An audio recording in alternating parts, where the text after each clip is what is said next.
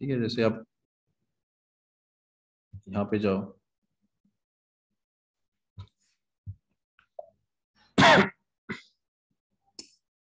Release strategies के आपको class type के मिल जाएंगे स्टैंडर्ड। देखो ये रिलीज स्ट्रेटेजीज के डिफरेंट डिफरेंट स्टूडेंट्स ने भी बना रखे हैं और कुछ स्टैंडर्ड्स भी होते हैं, जैसे रिलीज स्ट्रेटेजी, ठीक है। ये किसी ने बना रखा है,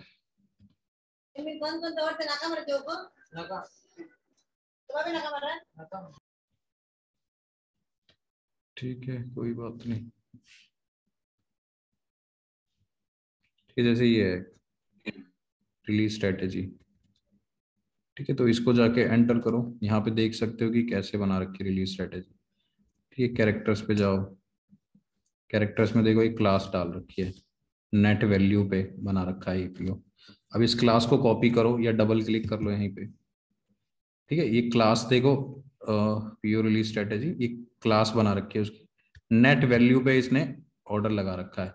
अब नेट वैल्यू पे क्या वैल्यू है देखो, जब आपका इतने प्राइस से ऊपर होगा तब आपका रिलीज स्ट्रेटेजी पिक होगा, जब आपका इससे कम होगा तो रिलीज स्ट्रेटेजी पिक नहीं होगा। मतलब एक कंडीशन ये भी लगा रखी है, देख रहे हो यहाँ पे। और टेबल क्या है, सी के टेबल है, और ये फील्ड नेम क्या है, GNEW। ठीक है, तो डिफरेंट डिफरेंट चीजें हैं, आप लोग के ऊपर डिपेंड करता है आप लोग कितना इसको समझ पाते हो। ठीक है, अभी और जाओ यहाँ पे,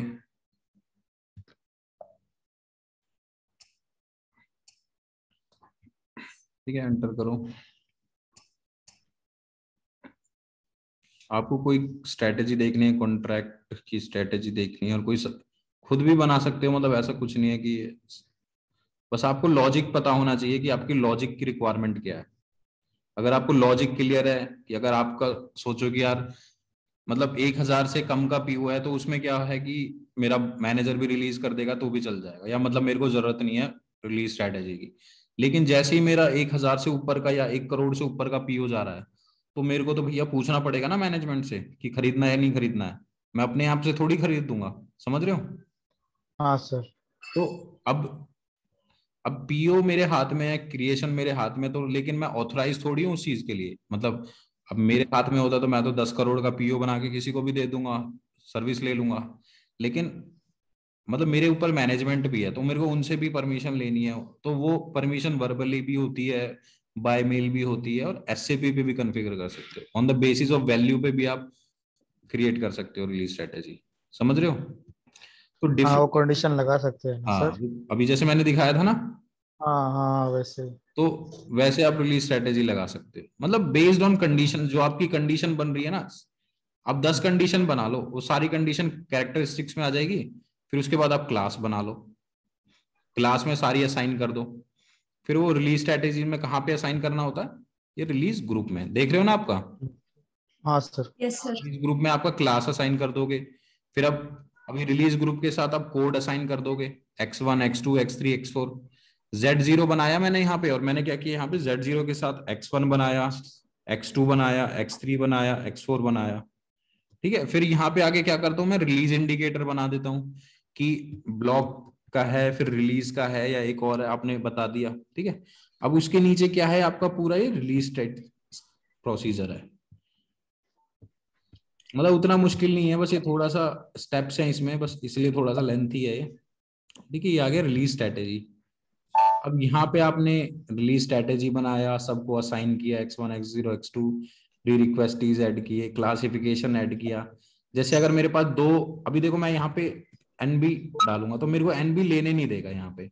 क्यों, पहले मेरे को ये क्लासिफिकेशन में, जहां पे मैंने इसमें वो डाल रखा है ना, JNB, जहां पे मैंने वैल्यू पे डाला था ना यहाँ पे JNB, तो मेरे को वहां पे एक और ऐड करना पड़ेगा, तब यहाँ पे मेरे को चेंज करने देगा।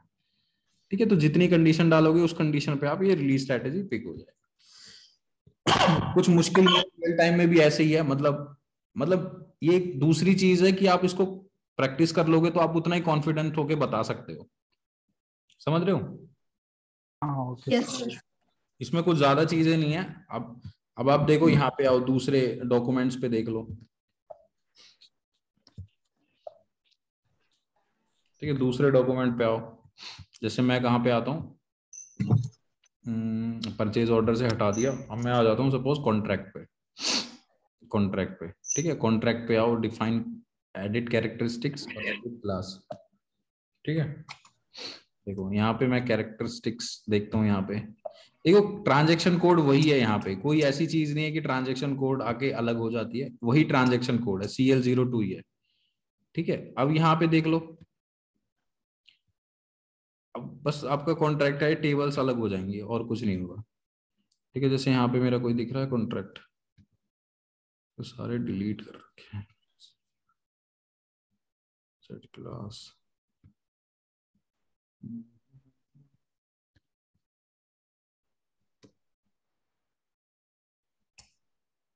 ठीक है, जैसे मेरी क्लास 2 असाइन कर रखी है, परचेजिंग ग्रुप डाल रखी है कंडीशन, और परचेजिंग डॉक्यूमेंट डाल रखा है, परचेजिंग डॉक्यूमेंट कैटेगरी।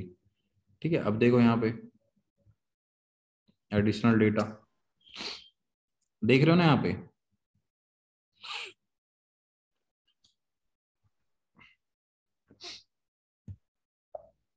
ठीक है, और यही सेम चीज इसी के बेसिस पर मेरा, अगर जो मेरी कंडीशन लग रही है अभी, जैसे मैं यहाँ पे आओ, वैल्यूज में जाके देखो क्या डाल रखी है वैल्यूज।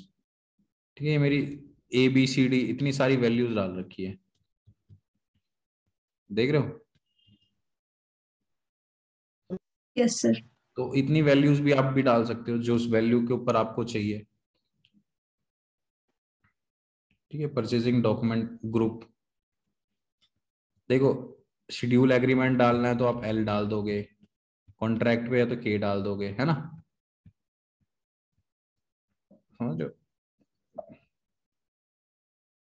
तो इस तरीके से आप डिफरेंट डिफरेंट कंडीशन डाल के अपना PO क्रिएट कर सकते हो और रिलीज स्ट्रेटेजी लगा सकते हो किसी भी डॉक्यूमेंट पे। मतलब आपको कॉन्फिडेंट रहना है कि जैसे आपने, मतलब मेरे लिए तो आप प्रैक्टिस कर लेना सब पे, ऐसा कोई दिक्कत नहीं है कि कुछ अलग कॉन्सेप्ट है। ठीक है, आपको करना है तो आप कर सकते हो। ठीक है, क्योंकि सेम ही स्टेप्स हैं, कुछ ऐसा नहीं है कि कुछ अलग होगा। ठीक है, तो बस आपको कॉन्फिडेंट होना है कि रिलीज स्ट्रेटेजी आपने किया है नहीं किया, डिफरेंट डिफरेंट कंडीशन लगा लेना, 10 तरीके की कंडीशन लगा लेना। अभी तक MR प्रोक्यूरमेंट साइकिल में स्पेशल प्रोक्यूरमेंट तक तो कर लेना। उसके बाद आपको ये जरूर प्रैक्टिस करना है, मतलब कम से कम इसमें 5-6 घंटे आपको डालने हैं, तभी ये थोड़ा आपको क्लियर होगा। मतलब अगर 1 घंटे में भी क्लियर हो गया तब भी ठीक है, लेकिन मतलब मेरी जो अंडरस्टैंडिंग है कि आपको एटलीस्ट 4-5 घंटे इस रिलीज स्ट्रैटेजी को देने पड़ेंगे, अगर आपको इंटरव्यू में एकदम क्लियर रहना है कि मतलब टेबल नेम BSART WQRX, तो कुछ भी पूछ, मतलब आप बताओगे तो आपका इम्पैक्ट ज्यादा अच्छा पड़ेगा, समझ रहे हो। Yes sir. ठीक है, तो नेक्स्ट क्लास में अब ट्रांसफर पोस्टिंग पढ़ेंगे हम, जो आपके टॉपिक्स हैं। कोई डाउट है इसमें यहाँ तक। नहीं सर। ठीक है, सो नेक्स्ट क्लास में ट्रांसफर पोस्टिंग और ये फिजिकल इन्वेंट्री करेंगे, तो उससे पहले आप अपना स्पेशल प्रोक्यूरमेंट तक और ये रिलीज स्ट्रेटेजी तक कर लेना। कोई डाउट हो तो मेरे को बताना, ठीक है ना सजीत। Yes sir. ठीक है गाइस, तो नेक्स्ट क्लास में कनेक्ट करते हैं। और कोई प्रॉब्लम, कोई इशू कुछ ऐसा चल तो नहीं रहा कि मतलब मैं बता नहीं पा रहा हूँ या सॉल्व नहीं हो पा रहा हो, या कोई मनिका की तरफ से या कुछ ऐसा तो नहीं है, मतलब कोई प्रॉब्लम तो अभी नहीं तो है। सर्वर वगैरह ठीक है, लेकिन लास्ट कुछ सर दिनों मैंने में। जब क्लास ज्वाइन, क्या चीज, क्या कह रहे थे प्रतीक, विशाखा, सुजीत, हेलो विशाखा, कुछ कह रहे थे क्या। नहीं सर, लास्ट कुछ दिनों में सर्वर का प्रॉब्लम था, तो अभी तो क्लियर है वो। नहीं, अभी सर्वर का ठीक हो गया, अभी तो कोई दिक्कत नहीं है, ये हो जाता है, ये अब ऐसा नहीं है कि मतलब मनिका की कुछ सर गलती थी। थोड़ा है ना, इसकी वजह से फिर लिंक थोड़ा बीच में टूट जाता है सर। चलो अभी नहीं टूटेगा, एक्चुअली अभी आप लोगों को इनफ टाइम तो मिल गया था प्रैक्टिस के लिए एटलीस्ट। सर। सर मैंने ना सोर्स लिस्ट से ज्वाइन किया था इस क्लास में, ये बैच को।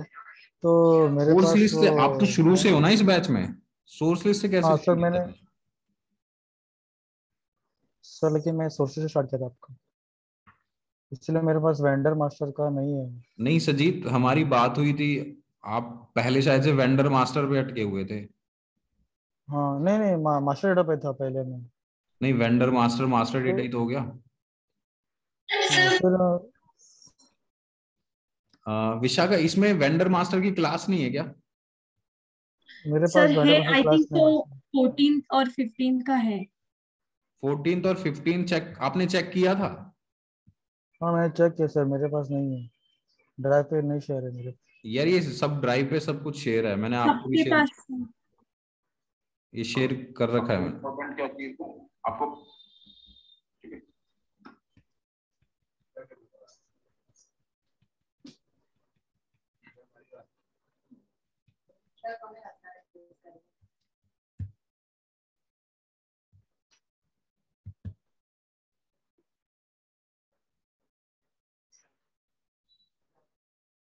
उस टाइम पे ये टर्म्स क्लियर हो गई। ये है तो सही वेंडर मास्टर सजीत।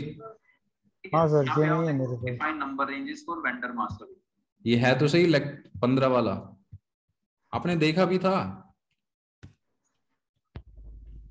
सर 14 और 15 वाला लेक्चर दोनों है। आ, सजीत दिख रहा है 14 और 15 लेक्चर?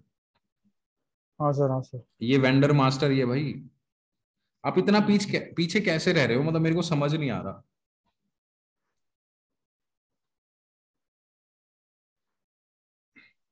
थोड़ा सर सा बिजी टाइम है थोड़ा निकाल के सा। करो यार, आपके शायद फादर की तबीयत खराब थी जब आप बोल रहे थे लास्ट टाइम पे, है ना? हाँ हाँ। तो आप 1 वीक 1.5 वीक शायद से क्लास नहीं ली थी, तो आप तब भी उस टाइम पे तो हम इसी टॉपिक पे थे, मतलब हम आगे थोड़ी बढ़े थे, तब तक हम इसी टॉपिक पे थे। फिर उसके बाद तो हाँ टाइम मिल गया था, आप बोल रहे थे कि ठीक है अब मैं करता हूँ प्रैक्टिस, मतलब तब भी आप शायद से वेंडर मास्टर ही हाँ सर। बोल रहे थे, और आज भी आप वेंडर मास्टर ही नहीं बोल। मैं, तभी मैं मटेरियल मास्टर पे था सर, मटेरियल मास्टर पे वेंडर चलो मास्टर पे कोई था। नहीं यार, इतना पीछे मत रहो, और जो अभी आज किया है इसको भी प्रैक्टिस कर लेना, है ना? इतना पीछे रहोगे तो दिक्कत हो जाएगी फिर। मैं मेरी तरफ से तो आप कभी भी पूछोगे तो मैं बता ही दूंगा, लेकिन एटलीस्ट अपना कुछ इनपुट्स डालो, तभी मेरे को डाउट्स बताने में मजा आएगा। जो चीज हमने पढ़ रखी है वो सेम चीज हम रिपीट करेंगे तो थोड़ा सा बोरिंग हो जाएगा। बट 1-2 बार में कोई बात नहीं, लेकिन अगर आप वेंडर मास्टर पे ही फंसे हुए तो ये प्रॉब्लम वाली बात है, तो अपना प्रैक्टिस करो, इसको लेक्चर 15 देख लेना, 15 से स्टार्ट कर लेना। ठीक है, 16 17 18 सोर्स लिस्ट भी आपको यहीं पे मिल जाएगा, इन्फो रिकॉर्ड भी यहीं मिल जाएगा, सीक्वेंस वाइज चलना।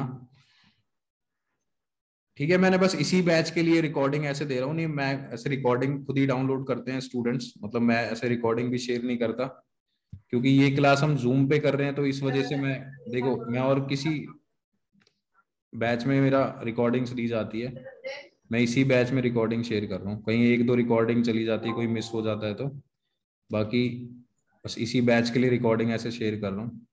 ठीक है, तो थोड़ा बेनिफिट लो इस सब चीजों का। ठीक है ना सजीत, विशाखा, प्रतीक? हाँ सर। चलो फिर, यस सर। ठीक है, गुड नाइट।